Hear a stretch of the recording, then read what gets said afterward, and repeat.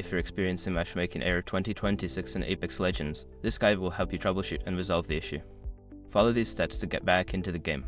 Step 1. Check server status. Visit the official Apex Legends Twitter or website to check if there are any ongoing server issues. Sometimes, the error may be due to server maintenance or outages. Step 2. Restart your game. Close Apex Legends completely and restart it. This can help refresh your connection and resolve temporary glitches that may be causing the error. Step 3. Verify game files. If you're playing on PC, use the game launcher Origin or Steam to verify the integrity of the game files. This process will check for any corrupted files and replace them as needed. Step 4. Reset your internet connection. Unplug your modem and router for about 30 seconds, then plug them back in. This can help reset your internet connection and improve your overall connectivity to the game servers. Step 5. Change network settings.